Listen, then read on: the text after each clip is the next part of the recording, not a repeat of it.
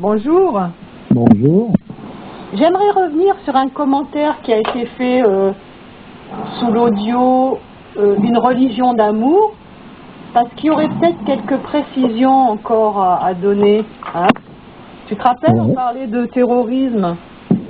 Oui, oui. Il y a donc un auditeur qui disait, par rapport à une réaction de quelqu'un qui parlait de que celui qui met des bombes n'est pas forcément méchant, c'est plutôt la société qui est méchante, enfin en gros c'était ça.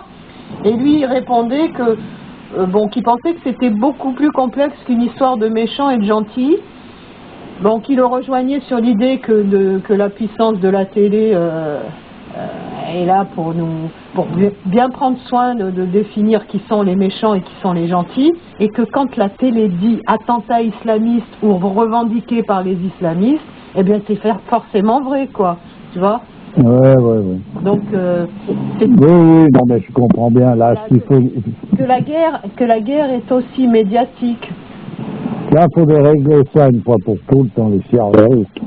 C'est qu'en fait, les gens qui se battent, c'est des personnages qui ont été formatés les uns comme les autres, parce que les Américains qui partent en Irak et qui vont se battre, ou les Irakiens qui défendent leur coin, ils ont tous une idéologie, ils se battent tous pour une cause, mais la réalité de tout ça, c'est qu'ils ont été formatés d'une manière et qu'ils sont en train de faire le jeu des titres qui, eux, sont en train de tenir le monde et qui, en fait, ils se battent uniquement dans la réalité pour des raisons purement économiques et démographiques. C'est tout.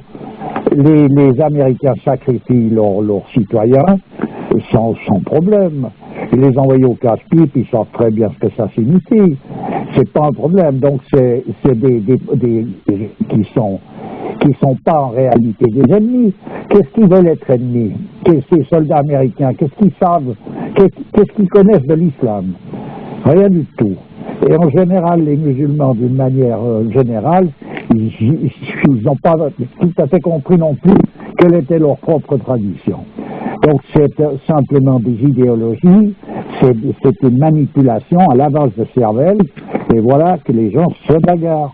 Et pendant ce temps, les fomenteurs, c'est où je disais, c'est que les fomenteurs de ces guerres, eux sont toujours tranquilles, peinards, et c'est tout. Et on les reconnaît, c'est pas compliqué. D'un bout à l'autre de la Terre, il y a une poignée de guignols qui se promènent avec des jets privés, qui se font des cuvettes de latrines en or. Enfin bref, c'est de la caricature d'humanité. Et c'est ces gens-là qui sont défendus par tous ces fervents guerriers, batailleurs, qui eux ont l'impression qu'ils sont en train de défendre une cause réelle. Oui, d'accord. Non mais c'est ça l'histoire. Alors c'est là où il faudrait commencer à arrêter les frais.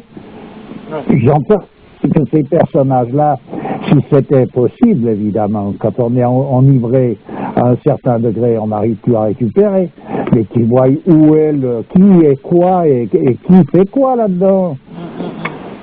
Faut pas me dire que ces gros pontes des pays, que ce soit des pays occidentaux ou des pays arabes, sont des personnages qui ont une valeur suffisante pour qu'on les défende. Non mais faut arrêter. Qu'est-ce que c'est pour une histoire, ça? Défendre qui? Mais attends. Et en réalité, c'est des gens qui n'ont aucune espèce d'envergure. La preuve en est, c'est que la réussite sociale, c'est d'avoir un matériel, pas d'immondice, en quelque sorte. Quand je parle de faire la cuvette des latrines en or, il y en a beaucoup qui l'ont fait. Et c'est ça la réussite, et c'est ça l'envergure de ces personnages-là, alors qu'une tradition, elle offre pas des crétineries pareilles, elle offre la paix profonde. Donc si on veut défendre une cause où on obtient cette paix profonde, il y a une autre attitude à un moment donné on pourrait dire dans la bataille, et on vise l'ennemi, on vise pas un autre Pékin qui lui croit défendre la même histoire. Bon, ça on l'a déjà dit, c'est clair. Mais qu'est-ce que je veux dire par rapport au conflit israélo-palestinien? C'est quoi les enjeux réels alors? les enjeux réels, c'est soit des enjeux démographiques, soit des enjeux économiques. Il ne faut pas chercher, ou les deux à la fois. Il n'y a rien, strictement rien, à voir avec quelque chose qui touche une religion. Donc, que ce soit du côté du judaïsme comme du côté de l'islam, il n'y a strictement rien. Et les personnages qui croient ça, ou qui prétendent ça, ou qui brandissent ces drapeaux, c'est des personnages qui ne peuvent pas être dans l'histoire réelle de ce qu'ils disent, parce qu'une guerre faite pour défendre une cause de l'envergure d'une religion, c'est une guerre qui est faite avec noblesse dans tout ce qu'elle fait.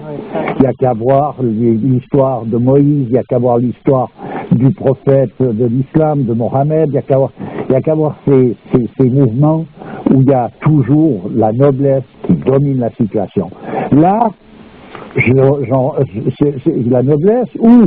Oui, non, mais ça, on l'a déjà... Non, mais on l'a déjà dit, mais j'entends le dit pas assez. La preuve en est, c'est qu'il y a toujours une espèce d'ivresse là au milieu. Ouais. Mais c'est pas possible. Alors, et ces personnages qui sont les commentateurs, eux, ils se trimballent tranquilles. Personne va... Ils se prosternent devant. Les guerriers, là, en question. Ils se mettent à genoux devant. Oui, ça fait... Tu vois, c'est les nouveaux commandeurs des croyants, que ce soit dans le monde, dans les pays arabes, ou que ce soit dans les pays occidentaux, avec d'autres dénominations. Alors, mais voilà, devant qui on se prosterne. Regarde, la preuve Bush, c'est bien derrière la religion qui menait son combat, c'était bien. Bien sûr, alors voilà un porte-drapeau. Donc on est dans une mascarade totale.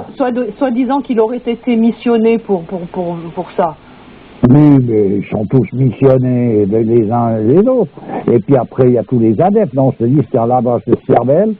C'est des mouvements qui sont faits.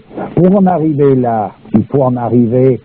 C'est un peu la puissance même des rites, on pourrait dire des rites sombres, des rites noirs, là, du satanisme, qui mettent en quelque sorte le ton, la tonalité, l'ambiance.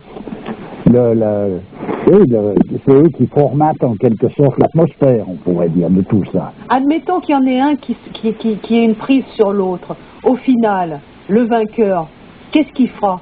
Finalement, oui, de toute façon, il n'accordera pas plus d'importance aux citoyens que ce qu'il fait. En tout cas, il ne sait même pas ce que c'est qu'un homme, il ne sait pas qui il est lui-même. Donc il y en a un qui gagne ou l'autre, de toute façon, on est marron. Voilà, c'est pas compliqué. Hein. Tu parles de nous, petits citoyens. Non, je dis nous, l'homme en lui-même, il n'a pas de place dans ce mouvement, dans ce broyage de charcuterie. Oui, c'est la victoire du matérialisme, en fait. Oui, c'est la victoire de l'économie, quoi. Oui, on pourrait dire c'est la victoire de l'enfer provisoire. Ah, voilà. Et c'est ça, ouais. Voilà. Donc c'est à savoir pour les gens qui se battent, pour ceux qui croient ceci, qui croient cela, qui veulent se battre. Moi je comprends bien qu'on veut... Pardon, ça serait pas plutôt la victoire du paradis provisoire? Non, non. Moi je crois que ceux qui veulent se battre ou pas, ils ont tous une idéologie, tout le monde défend quelque chose qu'il a l'impression de connaître plus ou moins bien. Mais la réalité, c'est que tout le monde se fait manipuler pour satisfaire aux exigences de ces personnages qui, eux, sont là pour semer le trouble, le scandale dont on parlait dans le monde chrétien. Alors, qu'est-ce qu'il faut faire pour redresser la situation? Renouer avec la tradition à laquelle on appartient et renouer vraiment. Pas simplement faire les gesticulations ou de faire simplement ce qu'on nous dit c'est obligé ou c'est interdit ou c'est...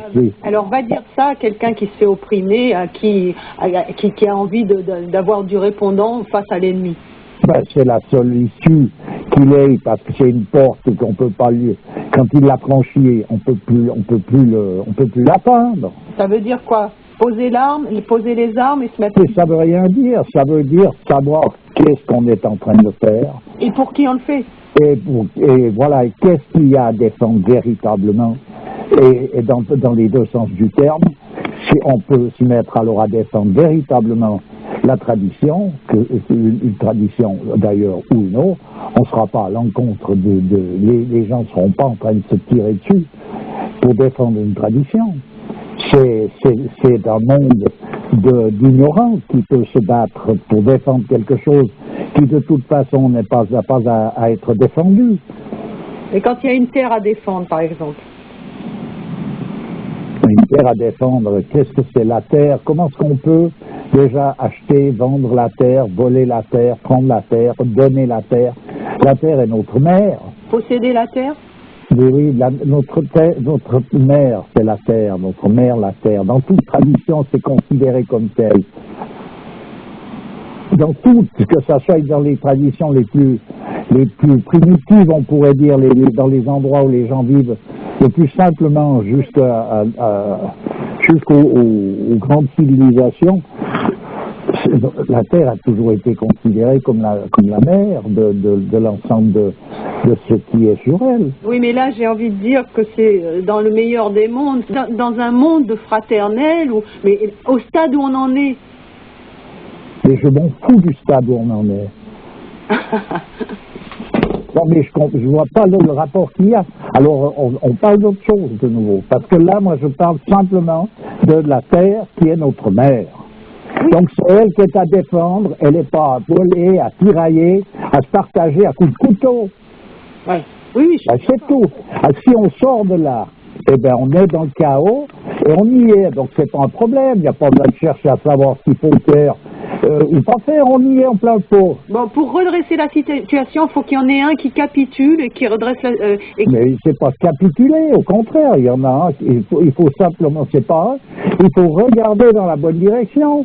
Il faut déjà reprendre connaissance avec les valeurs fondamentales des traditions qui sont prétendument à l'origine de ces conflits. Oui. Et tout ce temps. Évidemment, ça désamorce une partie de toute cette virulence qu'il y a autour de ça. Mais non seulement ça désamorce, ça redonne une position normale aux choses. Oui. Alors ça désamorce ou ça désamorce pas, c'est encore une autre affaire. L'histoire, c'est que ça reprend sa position initiale, c'est-à-dire on défend telle chose. Alors on ne prétend pas défendre une tradition, une religion, alors qu'on défend un mouvement économique ou une idéologie démographique. C'est tout. Alors même si on est illusionné en pensant qu'on défend je sais pas quoi, ça reste une illusion, donc on s'est fait avoir, on s'est fait hypnotiser, on s'est fait zombifier, et donc il faut sortir de cette ornière.